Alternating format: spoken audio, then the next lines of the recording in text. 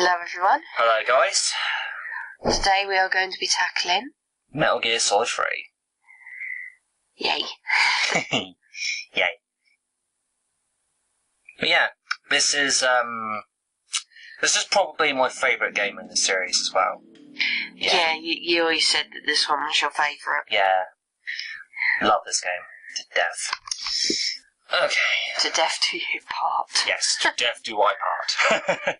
So anyway, okay, so like Metal Gear Solid 2, you've got the transferring mode, like you could, transfer your save data from the PlayStation 3 to the PS Vita and all that.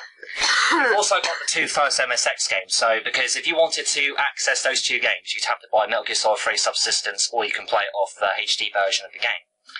Honestly, I think that game's quite good, but Metal Gear 2 is amazing. So yeah. Anyway, just before we get started, I'm going to check the options menu, and yeah. Now, what's interesting about Metal Gear Solid 3 is that you've got, remember in the first two games you had, two different cameras?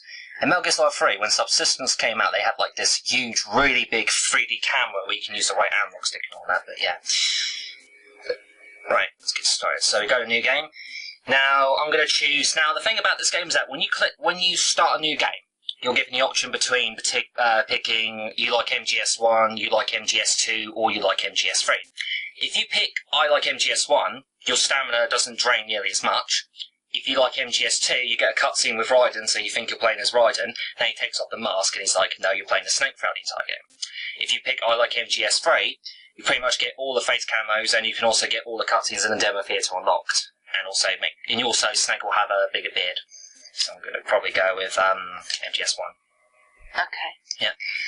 So... Because, it doesn't always make it clear, what exactly it is. That's... But I always thought, oh God, they've got a survey in my game. Yeah. It was a bit silly for me to have thought that. It really is just, something to do with the, tweaking the game a little bit. Yeah, but the thing about that is that what I find annoying is that they don't necessarily tell you what it does if you pick one of them. And it makes you think, oh, what is the point of picking I like this or I like that, But yeah.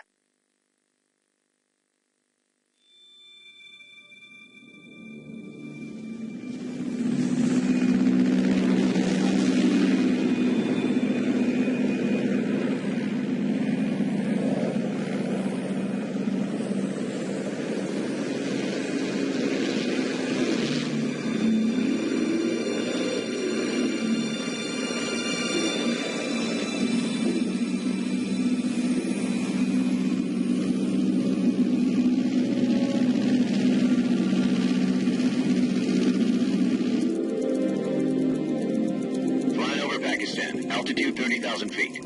Approaching Soviet airspace. 20 minutes to drop off. Commencing internal depressurization. Equipment check. Arming parachute. All right. You ready to go? Drop zone still showing a high pressure mass. Cav okay. Good. We've got high visibility.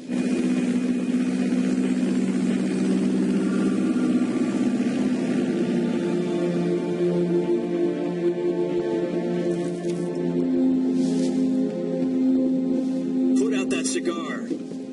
Connecting oxygen hose to interior connector. Put on your mask.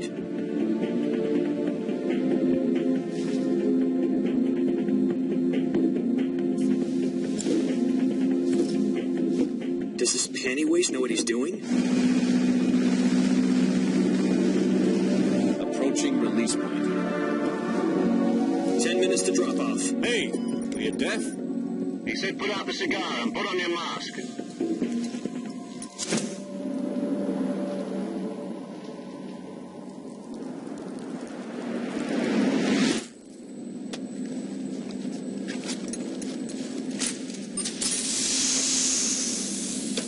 Depressurization complete. Checking oxygen supply. 6 minutes to drop off. Opening rear hatch.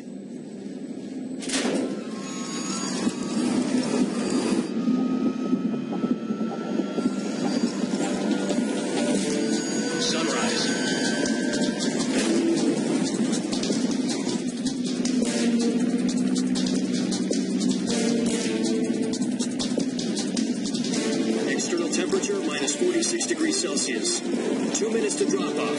Stand up. You'll be falling at 130 miles per hour. Try not to get frostbite from the wind chill. 1 minute to drop off. Move to the rear. Activate the alarm model. This is one for the history books. The world's first halo jump. 10 seconds to drop off. Stand by. Status okay. All green. Prepare for drop off. Countdown. 5, 4, 3, 2, 1. Spread your wings And fly. God be with you.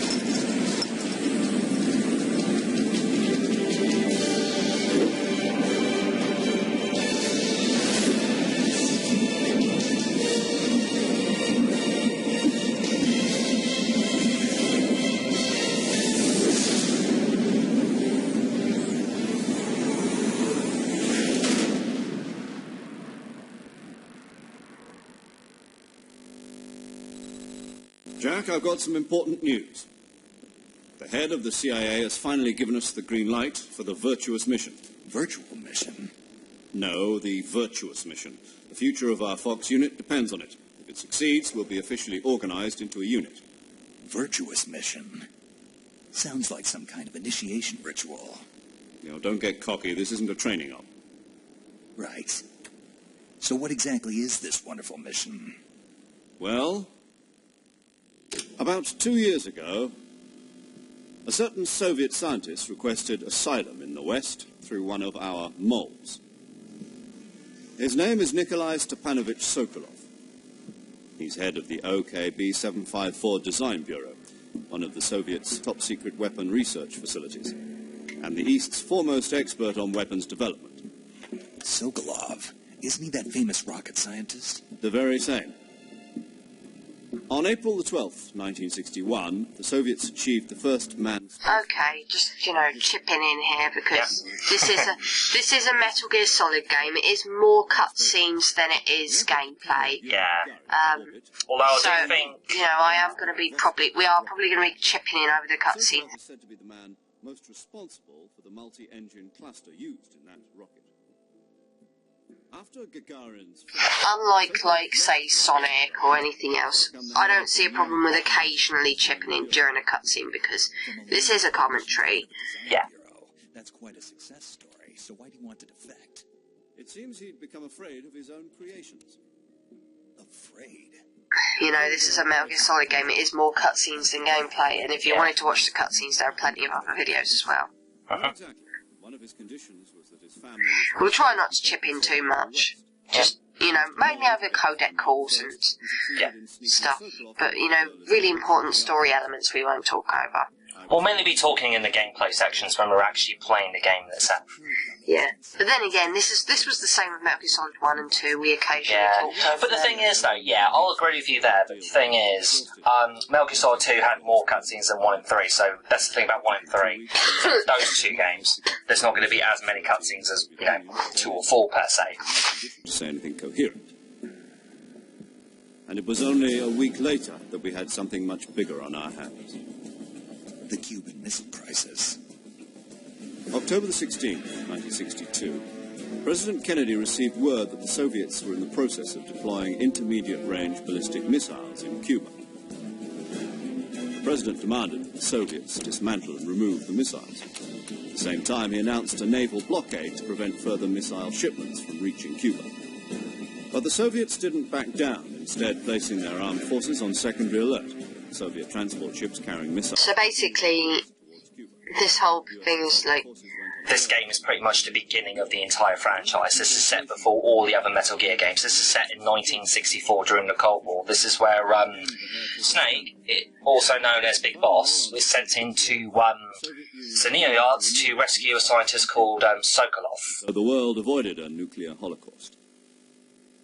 But in order to get the Soviets to pull their missiles out, we had to make a deal.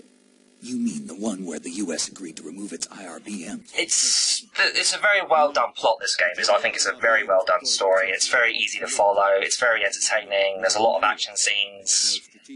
I think the story's on par with the first game. I can't decide whether I love the first one or the third one's plot. They're just both equally good. Agencies around the world. So what did the Russians really want? Sokolov. They wanted us to return Sokolov. You mean the Soviets pulled out of Cuba just to get their hands on Sokolov? That's right. What the hell was he working on? At the time, we had no idea. We were running out of time. It was either... So basically, what they're saying here is Sokolov, you know, they got him out, they had to give him back, because otherwise it would have meant war. Yeah, between President Kennedy's assassination, it tells you more about President Kennedy's assassination.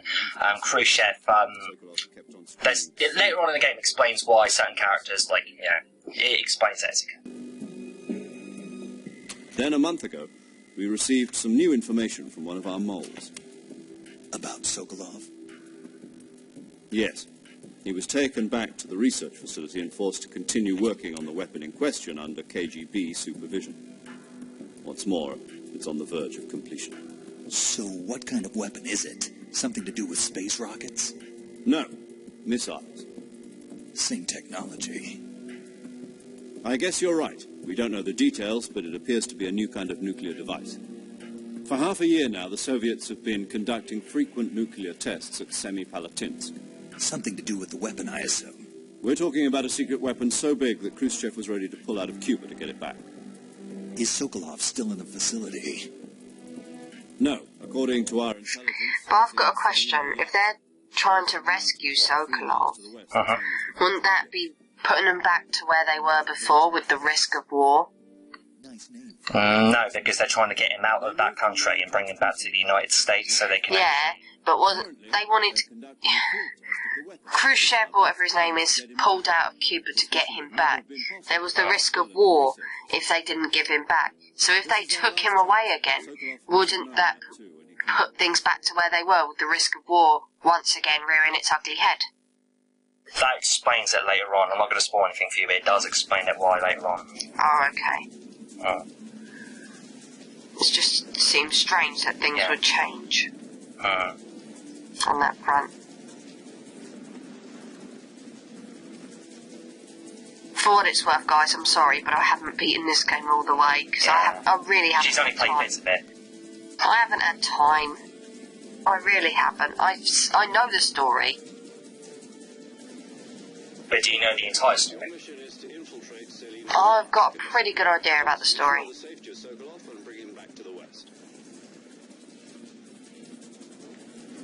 It's just, you know, I haven't played a whole humongous a lot of the game. I haven't beaten the game because I just haven't had time. She hasn't even beaten 4 either. I haven't even played 4. I know the story of 4 as well, but I haven't played 4. Rescue Sokolov, stand by at the recovery point. A recovery balloon will be dropped at that point. Helium will be pumped into the balloon to inflate it. The process takes about 20 minutes. Once it's complete, the gunship's arm will latch onto the balloon and pull it up. The Fulton surface-to-air recovery system. I'm familiar with the theory. Take it easy. It's been combat-proof. Do you think Sokolov is up to it? The shock will be less than during a parachute jump, and the arm can handle up to 500 pounds. So you're planning on going over the border in a single combat talent? She's equipped with 2 6-barrel 20mm Vulcan cannons, as well as 2 40mm machine guns. Sounds like she could hold her own against a battalion of tanks. Even with the fuel in the reserve tank, we're facing a 4-hour time limit. If all goes well, it shouldn't take more than a few hours. Home in time for dinner.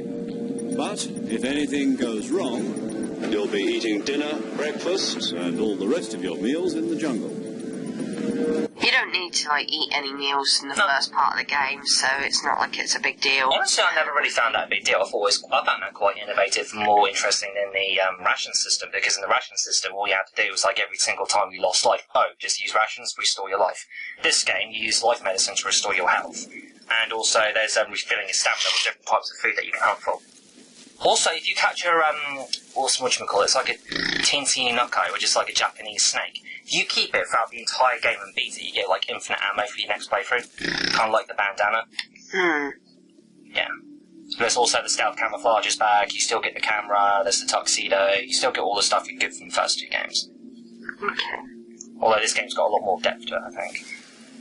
Especially the end. That boss fight was hilarious. So if you're playing Metal Gear, if you picked I like Metal Gear Solid 2, he would be wearing the MGS2 Raiden mask. And then he'll take it off, and then afterwards... Because it'll even say on his life bar, he's called Jack, but he'll take off his mask and it'll say Snake on it.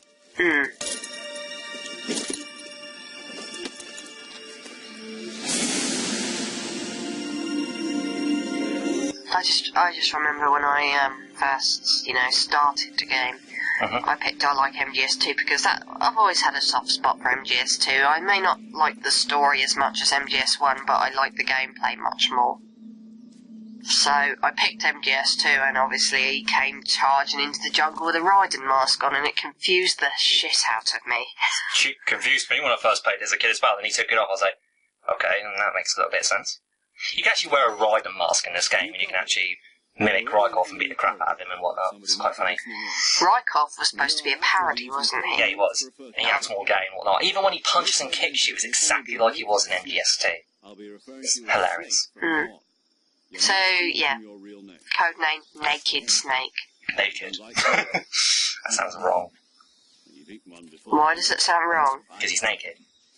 Well, not naked as in he's not got any clothes on, he's not walking around in his birthday suit. Naked as in he's all on his own and,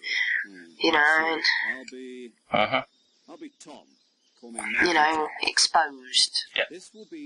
All too easy to pick off. If he's spotted. Yeah, I know what you mean. Naked does not mean boobs and vagina.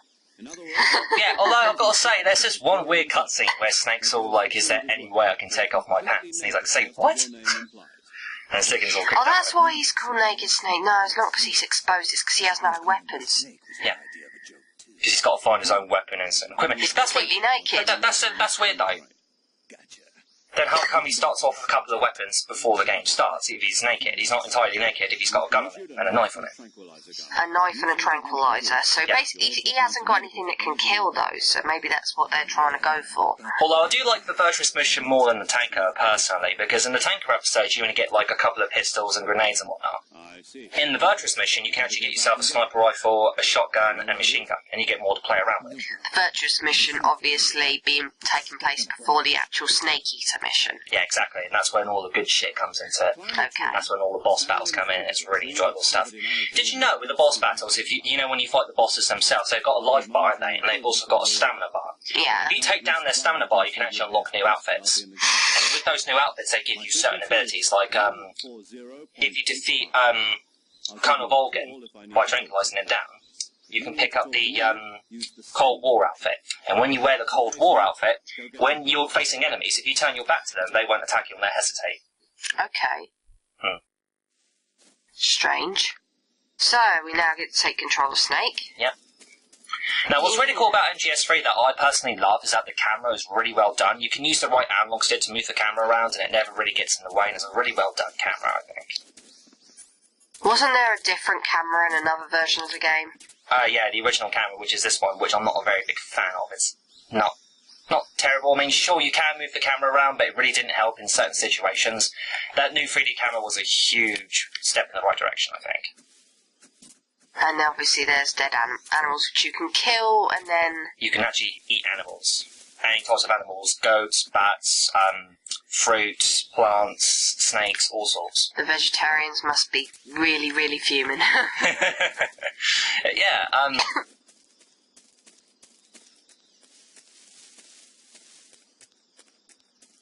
I'm surprised Peter hasn't got their hands on this game.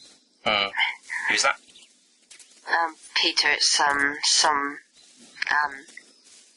animal protection thing. Yeah. But they basically ragged on loads of video games. Like, they've ragged on Mario because he jumps on turtles' heads. Oh, yeah. They've ragged on Pokemon.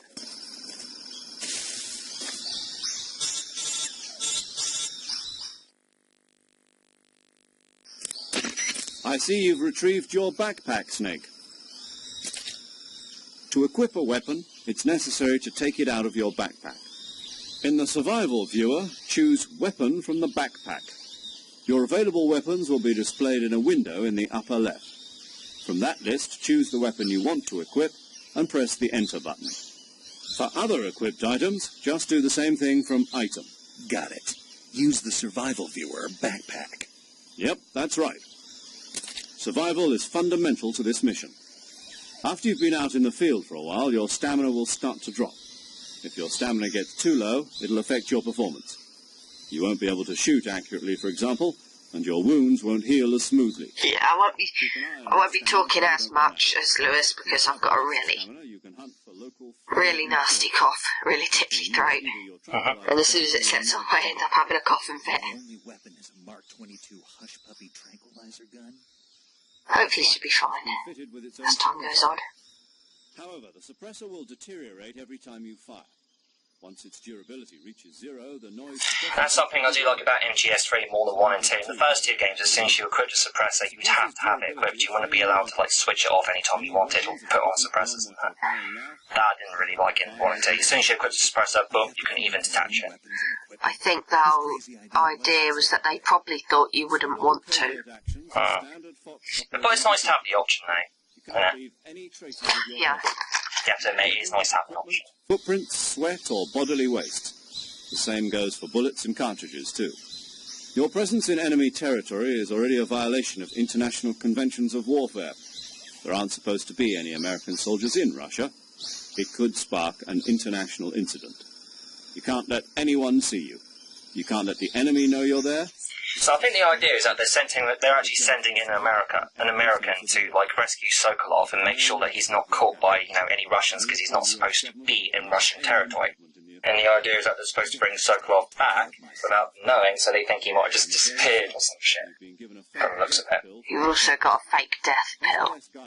Yes, you can actually pretend to be dead in front of the enemy. That makes no sense. Seriously, how can you take a pill, makes you die, and you just click your teeth and then just come back?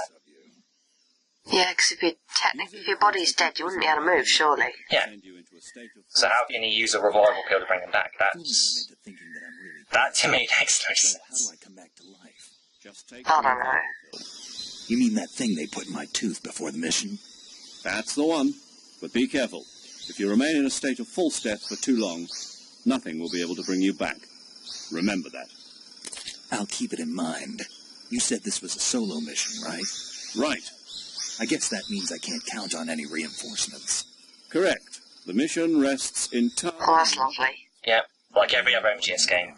Real one-man army. There's a support team ready to back you up over the radio. So here's the rest of the I'll team. introduce them to you. This time, survival is of utmost importance. The first member of the support team will be in charge of monitoring your physical condition, acting as a medic, so to speak, as well as recording your mission data. She's a member of Fox as well, and she's here on the gunship with me. She? Hello, Snake. I'm paramedic. Nice to meet you. Paramedic? As in a medic who comes in by parachute. Aren't you going to... Paramedic is also someone who rides in the back of an ambulance. Yes. My name, huh? It's John Doe. And they call you Jack for short. You're a regular Captain Nemo. A name means nothing on the battlefield. After a week, no one has a name. What's your name? Jane Doe. Very funny. I wasn't joking, but I'll tell you my name only if you manage to make it back alive. My frequency is 145.73. You do learn her name later on, but I'm not going to spoil anything. Yeah. Well, I don't think you learn her first name, do you? I think you do. I think it says it in MGS4. You know it's second name. Yeah, I know her second name. I'm not saying what it is because I don't want to spoil anything. Good to know. There's one more person I want to introduce you to, Snake. Huh? Speaking of snakes, you remember the boss, don't you? A legendary soldier and your mentor. Actually, it was the boss that got the DCI's authorization in the first place. She's going to be serving as Fox's mission advisor. So, she's supposed to be like this war hero. She also helped me plan this mission. So why didn't they send her in? Why did they send in someone who's supposedly not as good? No clue. Or did they have any concerns? It's been 5 years. Maybe. Who knows? If anyone knows the answer to that question, please just, feel free to comment. Of course I can. I'm genuinely interested. Well, I don't know anything about you. What's that supposed to mean? Why'd you disappear on me all of a sudden? I was on a top-secret mission. You didn't need me anymore. But there were still so many things I wanted you to teach me. No, I taught you everything you needed to know about fighting techniques. I taught you all I could. The rest you needed to learn on your own. Techniques, sure. But what about how to think like a soldier? How to think like a soldier? I can't teach you that. A soldier needs to be strong in spirit, body, and technique. And the only thing you can learn from someone else is technique. In fact, technique doesn't even matter. What's most important is spirit. Spirit and body are like two sides of a single coin. They're the same thing. I can't teach you how to think. You'll just have to figure it out for yourself. Listen to me, Jack. Just because soldiers are on the same side right now doesn't mean they always will be. Having personal feelings about your comrades is one of the worst sins you can commit. Politics determine who you face on the battlefield. And politics are a living thing. They change along with the times. Yesterday's good might be tomorrow's evil. Is that why you abandoned me? No, it had nothing to do with you. I already told you, Jack. I was on a top-secret mission.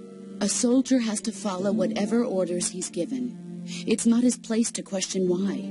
But you're looking for a reason to fight. You are a natural-born fighter, but you're not quite a soldier.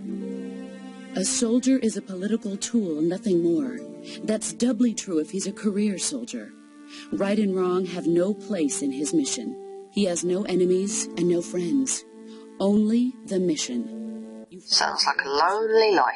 That's what being a soldier is. I do whatever I have to get the job done. I don't think about politics. That's not the same thing. Sooner or later, your conscience is going to bother you. In the end, you have to choose whether you're going to live as a soldier or just another man with a gun. There's a saying in the Orient, loyalty to the end. Do you know what it means? Being patriotic. It means devoting yourself to your country. I follow the president and the top brass. I'm ready to die for them if necessary. The president and the top brass won't be there forever. Once their terms are up, others will take their place. I follow the will of the leader, no matter who's in charge. People aren't the ones who dictate the missions. Then who does? The times. People's values change over time, and so do the leaders of a country. Yet there seems to still be a demonise the poor sort of thing going on in politics. Constantly changing with the times. As long as we have loyalty to the end, there's no point in believing in anything, even in those we love. And that's the way a soldier's supposed to think? The only thing we can believe in with absolute certainty is the mission, Jack. All right, but do me a favor. What is it? Call me Snake. Snake. Oh, right. Your code name is Snake. It suits you well. That's right. The legendary unit that the boss put together during World War II was a snake. The Cobra unit. A group of heroes that brought the war to an end and saved... And that's obviously where the Snake code name came from? Yeah. Yeah? Came from the Cobra unit. Alright. Then he decided to call them the Snake as his code name. Well, so now we know the origins of the codename Snake. Yes. It's good to hear your voice again. Same here. After all, who knows if either of us will make it out alive? So technically she is out there. Yeah, you find out where she is. Yeah, we will find out where she is later on. Is going to be key. Those CQC techniques... Ah, CQC. Why don't you tell us about that? CQC is basically one of the coolest things about the side. I do think number 4 kind of messed it up though. When 4 came out with the CQC, they messed up the CQC. I think NGS3 and Peace Walk had the best CQC, because with CQC what you can do is that, when classic Metal Gear Solid games all you can do was basically punch and kick people, as well as throw them down, punch them in the balls, whatnot. You can still do that in MGS3, but you can also interrogate soldiers by grabbing them around the back of their necks and be able to hold a knife up to their throat and interrogate them for information. You can cut their throats, you can slam them to the floor, you can hold them up while they're on the floor, and it's basically kind of like judo in a way. So basically, you just have you can do more Than what you could before. Yeah, you can do more without weapons than you could before.